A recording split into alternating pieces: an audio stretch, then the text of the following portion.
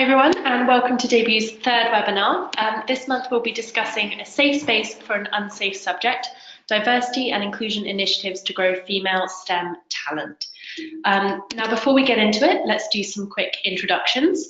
My name is Grace, I'm the Content and Community Manager here at Debut. We're a revolutionary recruitment app that helps connect graduate employers with diverse entry-level talent.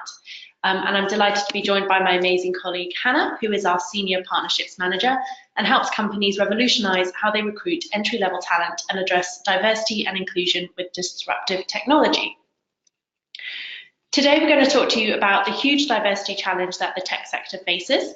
We'll take a look at what women in tech actually means, because both Hannah and I tripped over this title when it was presented to us. We're then going to take a look at why so few women end up in technical roles and what some of our employer partners are doing to address the challenge of creating a more diverse workforce. And then we'll conclude with some of the key things we believe could make a difference to the future of tech. So first, a bit of context. Now, talking about the future without rolling my eyes and referencing all the usual cliches such as robot assistants, autonomous flying cars, and drones delivering our shopping is really hard. But the fact is, we're actually building these technologies right now, today, so these images aren't that far off. Now, as fantastical as this may seem, the reality is that all these technologies rely on one single thing, and that is artificial intelligence. But the big question is, who's building this? Unfortunately, the majority of people developing this technology fall into a single narrow demographic, young men. Now, there is an increasing amount of research supporting the idea that AI and algorithms can suffer from unconscious biases. AI systems are only as good as the data input into them, data specified by the professionals building this technology. So in some regards, artificial intelligence is merely an extension of our existing culture. So today we'd like to consider how these biases can come about, both in wider culture, and therefore in AI, and what we can do about to change that. Spoiler alert, it's to get more diverse workforce and more women building the technology. However, achieving this isn't easy. So women in tech, what does it actually mean? Now, I'm going to be completely honest here. When we were asked to do this presentation, both of us felt unease at presenting ourselves as women in tech. Yes, we're women and we work for a tech company, but we're not from technical backgrounds. So we found ourselves asking if we had anything valuable to add here. Were our opinions valid or even wanted? So we spent a lot of time wondering why we felt this way. We get tech. In fact, one of the great things about working for a small company such as Debut is that we all genuinely get to be involved with every team, the tech team included. So we get involved with every update and every new feature. While we may not have technical backgrounds, we do have more than enough experience in this space. We're also all incredibly passionate about what Debut stands for. We believe in our mission to revolutionize the recruitment industry and increase diversity in the workforce through the implementation of smart technology. Finally, we're all of us part of a generation that's incredibly active when it comes to equality and ethics. Our generation, more than any other, is keenly aware of ensuring everyone has a voice and the right to be included. So the question remains, why were we feeling uncomfortable? To help us answer this question, let's take a look at the reality of the tech sector in the UK today. So number one, we can see that only 26% of UK employees in the tech industry are female. Now this is in the tech industry as a whole, so across all the different functions. When we break it down further to technology-specific roles, we can see that only 17% of UK employees are female. Clearly, there is a significant disparity here that needs to be addressed. Now, we will hold our hands up and say that within Debut, our tech team itself is nowhere near achieving a 50-50 split between male and female developers. But this is endemic, affecting even the biggest technology companies in the world. According to recent research, Facebook, Apple, Twitter, you name it, even the largest tech companies who can attract the best and brightest talent globally struggle for parity. Facebook, again, has only 17% female representation in technical roles, the same as the UK average. Google edges ahead with 19%, and Apple is leading with almost a quarter female representation. So why is this? Well, when we look more broadly at STEM as a whole, it's an even bleaker picture, with just 14% of the STEM workforce being female. And according to further research, only 7% of students taking computer science A-levels are women, and only half of those women continue into a job in the same field. The conclusion we can draw here is that there simply aren't enough women in the pipeline. So now I'll pass over to Hannah, who's going to help us dissect exactly why this is. Thanks, Grace. So the big question now is why? It's clear we don't have enough women building this technology. We need to understand why young women, who make up 51% of society, go on to only make up a mere 17% of the tech workforce. Now, it goes without saying, we won't solve workplace diversity in the next 15 minutes. The reasons why women aren't taking tech jobs are too numerous and complex for that. Instead, we'll explore some key issues that can contribute to this problem at various stages of an individual's development, from their early years right through to when they enter their career. So let's go back to childhood, where the issues begin. Now, when I think about mine, I think about the hours I spent playing with toys. And from this, I began wondering if this was the answer. I mean, does it come down to the toys we played with as children and the fact there is arguably a blue aisle for boys and a pink aisle for girls? If you take a quick look on Google today, it's obvious there is still a huge difference in the types of games marketed to young children. And it's true, my mum was giving me Barbies and Polly Pockets, but I was far more interested in playing computer games like Tekken and Hospital Theme Park. In fact, when my mum bought me a Barbie for my 5th birthday, I cut her head off. So isn't this alone too simple? In fact, there has been significant progress in addressing this disparity since I was a child. The last few years have seen the rise in STEM toys and activities marketed to children of every gender, aiming to disrupt the pink aisle. Some examples include the tech-friendly Codapilla, Circuit Maze, and even Barbie's getting with the program with her own STEM kit. But this clearly isn't enough. So let's move forward to when STEM subjects are introduced educationally at school. When it comes to being taught STEM subjects, there is no inherent differences in academic abilities between girls and boys. So what is it that's putting girls off? As you can see, 26% of girls say they find the science curriculum interesting versus 43% of boys. Our own research suggests that this could be linked to the way in which science is being taught, with 23% of female debut users stating this in a recent survey. But it's much more than simply the way science is taught. In fact, gender differences in self-confidence could be the key as to why women are still underrepresented in STEM-related roles. When thinking about scientists in popular culture, names like Professor Brian Cox and Sir David Attenborough spring to mind. But surely young girls need their own female role models they are more likely to relate to if they are to be persuaded not to abandon their STEM potential. I mean, how many female protagonists can you think of in STEM-related popular culture? It's clear we need a wider cultural change as well as an overhaul to the curriculum. This will manifest itself in only 24% of UK female graduates going on to study core STEM subjects at university. So what happens when women start university and begin to consider their potential career paths in much greater detail? Our own research shows 46% of women at university stage are still potentially interested in a STEM career. So why do so few make it into actual STEM roles? Today's student population has a strong moral and ethical compass that heavily influences their early career decisions. And our own research shows 33% of female students and graduates won't apply to a business known to have a high gender pay gap. Now, the tech sector has a major problem with a significantly higher pay gap versus the blended average across all sectors. This needs to be addressed if technology companies want to hire more entry-level female talent. Let's now consider some more practical challenges that occur when employers attempt to engage female graduates. Some of the language used in job descriptions is not conducive to attracting females. There is research which highlights the subtle ways that language can appeal to different applicants. Fearless and ninja typically appeal to male applicants, whereas create and develop typically appeal to females. Now, advice from a paper written by PwC is to review the criteria for every role through a diversity lens. And when recruiting teams engage with candidates in person, at careers fairs or assessment centres, it's not going to help if the content is focused on male-oriented geek culture. Traditionally geared towards men, geek and gamer culture can feel exclusionary for women. And there's research showing that times where women have engaged with geek and gamer culture, they've actually gone on to suffer harassment. So if a company aligns itself with geek or gamer culture, no matter how lightheartedly, it is going to put some women off. So what happens when the few remaining female STEM enter the workforce? Hiring female STEM is just the beginning. Retaining, engaging, and supporting women in male-dominated disciplines such as STEM should be one of the biggest considerations for employers.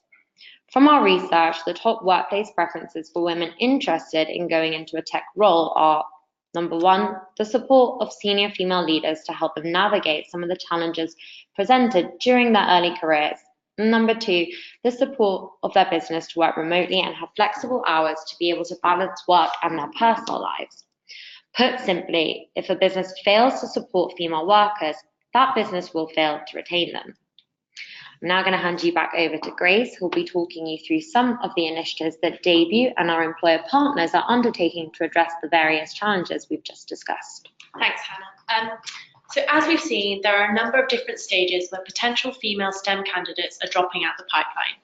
Now, at Debut, we're privileged to partner with some of the world's largest companies who are working hard on tackling this issue. These partnerships, combined with the amazing technology we work with here at Debut to also tackle D&I issues in the workplace, is just part of the reason why I started here almost a year ago now. And many of our employer partners have fantastic initiatives in place that encourage and support women looking to begin a career in tech. So let's explore a few of these now in more detail. So let's rewind and start with an initiative being run by Vodafone to help encourage girls at school to consider a career in STEM discipline. So the initiative is called Code Like a Girl, and it's really amazing. It's run by Vodafone in partnership with the non-profit organisation Code First Girls, and the initiative provides free coding training to 1,000 girls aged 14 to 18 across 26 different countries. Those on the course learn coding languages including HTML, CSS, GitHub, and more, and by the end of the initiative, they're able to develop their first fully fledged website in just a matter of weeks. Now, some of the girls here at Debut have also started to learn some coding languages off their own back, and I know they've been saying how amazing this initiative is and how they wish it was something they had on offer when they were at school. So the main objective of this project is to help girls kickstart a career in technology, and it's all part of Vodafone's wider mission to be the best employer for women by 2025. As we can see from Kanisha's quote, Vodafone are very passionate about breaking the stereotype that coding is just for boys.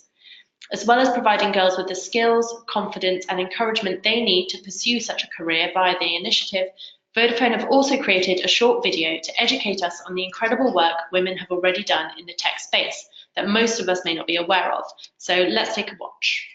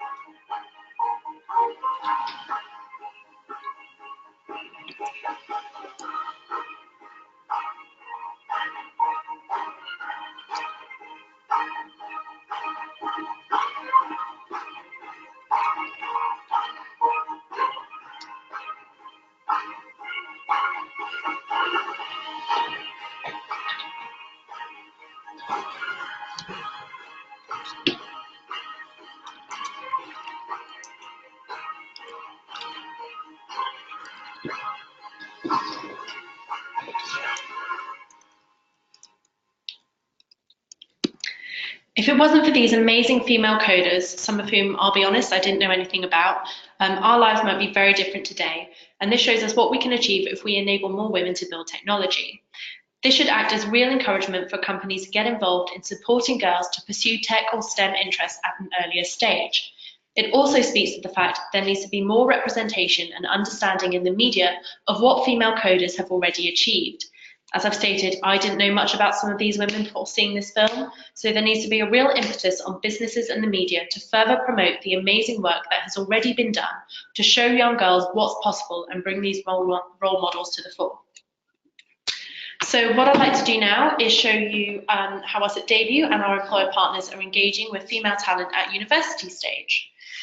Now, one of our primary objectives at Debut is to help students from all backgrounds, genders and ethnicities connect with employers and ensure everyone is made aware of and has access to incredible career opportunities. We use technology to help achieve this, but we also understand that personal interaction has a key role to play in the recruitment process. And I think we'll all agree that no matter how smart AI becomes or how streamlined technology makes the application process, nothing can replace face-to-face human interaction.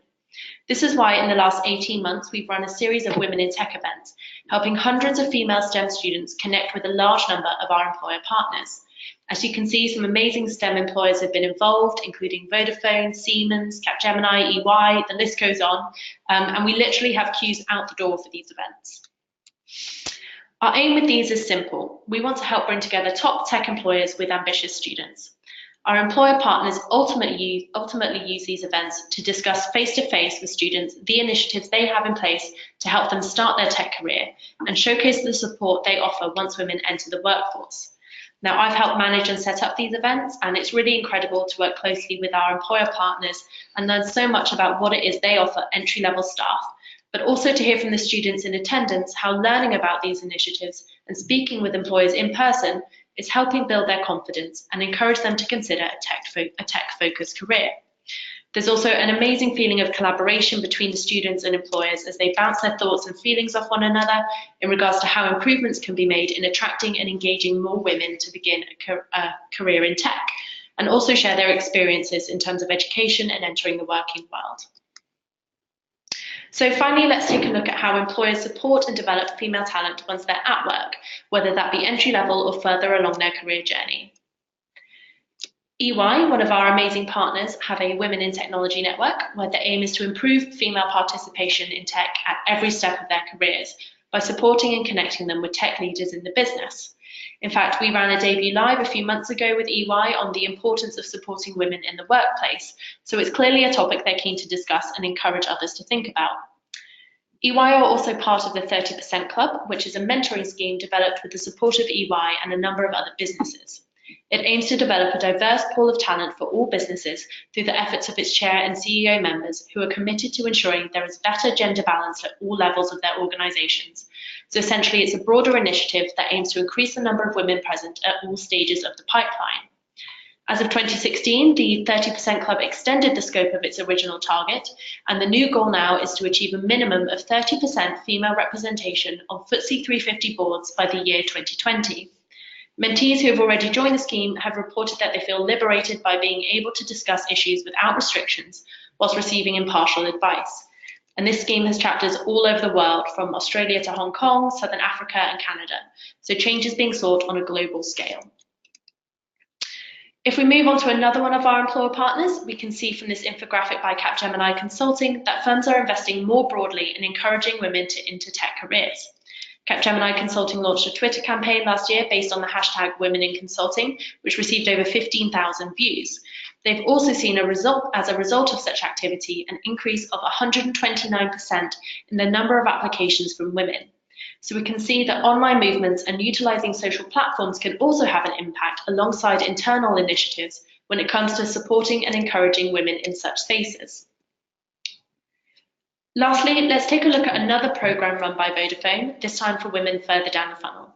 So their Reconnect programme aims to provide much needed support to women who take career breaks. The programme provides support and community to help transition them back into work, and it's a global, paid, 6-month transition programme, bringing women back into permanent roles while supporting them to reconnect with the corporate world and their career aspirations after some time off. This is to ensure that women aren't dropping out of the workforce completely if they decide to take a break, whether that be for family or otherwise. It provides targeted development to accelerate their reintegration and gives them flexibility with a 4-day working week. And this is within a number of different areas in the business, but does include Vodafone's technology division. It's initiatives like these that are an important factor in ensuring there is a diverse workforce at mid and senior levels in any business. As we've been discussing, it's important for women to feel supported at every stage. That includes from early careers in childhood through to their first step on the career ladder, but also from that first step on the career ladder through to retirement. Supporting women in the tech industry through whatever life throws at them is the only way we are going to begin seeing proper representation at every single level. So I'm now going to hand back to Hannah, who will wrap up today's session with a few key takeaways. Thanks, Grace. As you will have seen, there's a huge range of factors that affect workforce diversity from early years through to actually being in a career. And we'd like to finish today's talk by sharing with you what we believe are the most important things to consider when addressing these challenges.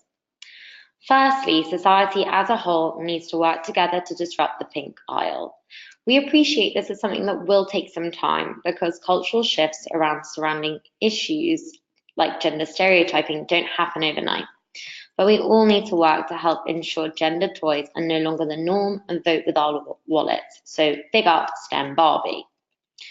Next, we've seen the importance of engaging female STEM talent as early as possible and the need to create a more inclusive curriculum for women. Initiatives such as Vodafone's Code Like a Girl are exactly the sort of thing that all forward-thinking businesses should be undertaking. But we should also think bigger and beyond individual programs. Tech businesses have substantial political influence. They need to use this power to lobby for change to the school curriculum and teaching methods at government and local level. By doing so, we can ensure that much needed change happens faster and more broadly. Businesses must also think very carefully about how they engage and interact with candidates at university level. It may seem innocuous, but as we've discovered, phrases such as coding ninja can have a negative effect on the likelihood of women applying to tech roles. But even before a candidate interacts with your business or a specific role, employers must consider how their brand presents itself. Tech has a major PR challenge when it comes to attracting women. Damaging statistics such as a 25% pay gap are just one example of how things need to change if it is to be perceived in a more positive light. Lastly, companies need to recognize that hiring a woman into a technical role is just the start. Tech businesses need to recognize and understand the importance of offering valuable support and mentoring to this demographic to ensure we stick around. This is the only way you're going to see true equality across all levels of the tech workforce. So to wrap it up, the rate of technological change and pervasiveness of artificial intelligence is bringing that future we spoke about closer and closer. Like we said, this is great, but all this technology currently under development relies on that one narrow demographic of tech professionals, young men. Now, none of us have anything against men developing tech. Our entire tech team are absolutely delightful, and as we've said, they are predominantly men. The point we're trying to get across is that no single demographic should ever be responsible for developing the technology that pretty soon our entire planet may well rely on. The fact is, biases do exist in technology, consciously or not, so we need engineers of all genders and of all ethnic backgrounds to be building this future tech in equal proportions. Thanks very much for your time. Now we can see a few questions have been sent in, so let's see what we've got. So I can see we've got a question in from Amir, which is, what is Davy doing to address this internally? So in terms of hiring more women into the team itself, unfortunately, it's a case of, as we said, there's not enough women in the pipeline coming through. We've had conversations with, the head of tech, and the number of CVs we're getting through, you can get hundreds of CVs through for tech roles that we've got open. And only a handful are going to be from women. So for this particular issue, it's a case of trying to wait for society to catch up, which is why we've sort of done this webinar to try and draw attention to it and all the different stages where this needs to be addressed. In terms of supporting the women we currently have in the debut team, we've got a number of different things happening to help support and encourage us. So we've got a big culture workshop coming up, and I think it's something we're going to look to be doing more regularly to sort of help focus on inclusion and support for female staff, and also just broader cultural changes that may be needed within any company. I would encourage all tech companies to do this.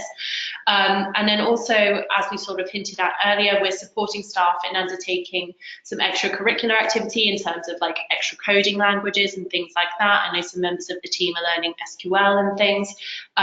So yeah, there's just sort of broader encouragement on that side of things. Okay, so we've got another question from Rochelle.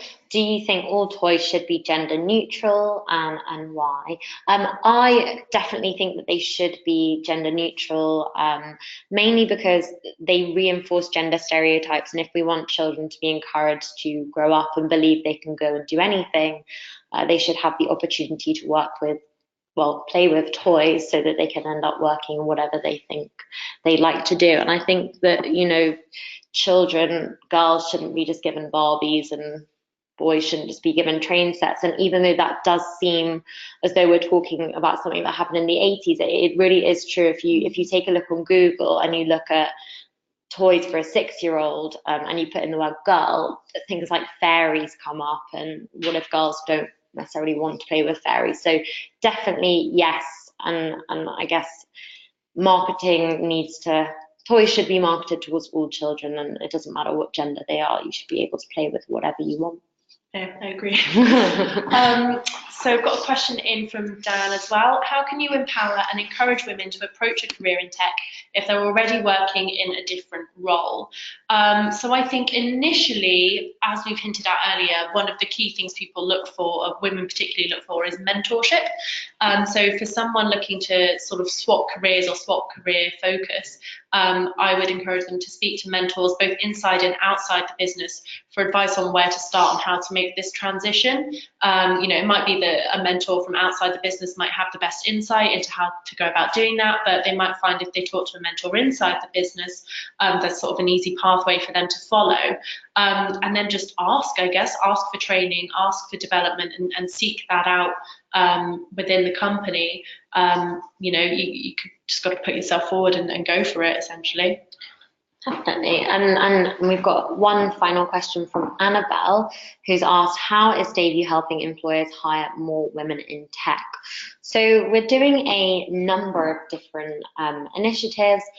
One really great thing that we do is we have women focus tech events. We held one a couple of months ago, which was really good. We had 6 of our current debut employer partners come in, and we invited female students interested in a career in technology to come and engage with them in speed interviewing. And that's a really nice way to encourage girls to find out about, what it is like to work at the specific companies, but also what it's like to work in tech in general. We also hold live streams.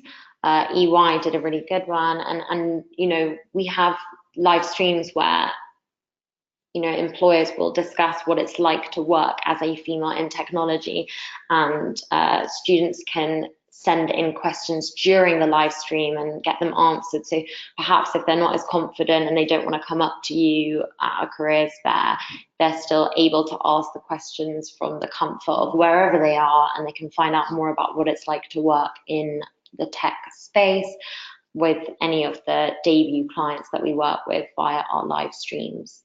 Yeah, I think that's really encouraging actually, is that a lot of our employer partners are very keen on, getting more women into the tech space and ensuring that there's a good representation there.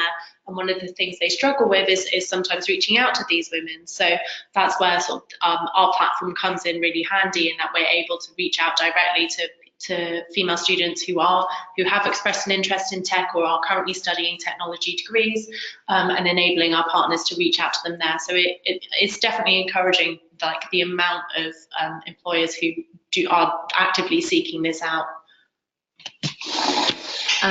So we've got one more. What are you doing to encourage men to support the increase of women in tech? Interesting one. What are you doing to encourage men? Well, I mean, I think I've not personally felt like men aren't encouraging. Like, they're all very interested in ensuring there are enough women getting into the tech space. In terms of encouraging them to support it, I think there's a bit of education needed sometimes in, I don't know, it's trying to get across the different ways of thinking, I guess. And ensuring that men understand kind of where women are coming from sometimes. I mean, we support clients in general to to support women in getting into these particular roles. Yeah, so rather than encouraging men specifically, we try and help the clients that we work with who, you know, a lot of them are really focused on encouraging women into STEM related roles, but they don't necessarily know how to engage with women or female talent. So that's why things like live streams and networking events specifically aimed at encouraging women to come in and find out about, you know, a tech role is what's really helpful. I think, you know, men and women need to support more women coming into the tech space rather than just, you know, men needing to support them. Yeah, not men specifically. Yeah. So I think that's all the questions we've got in and got time for now. Thank you everyone for tuning in, and yeah, we'll be hosting another webinar next month. Thank you. Bye-bye.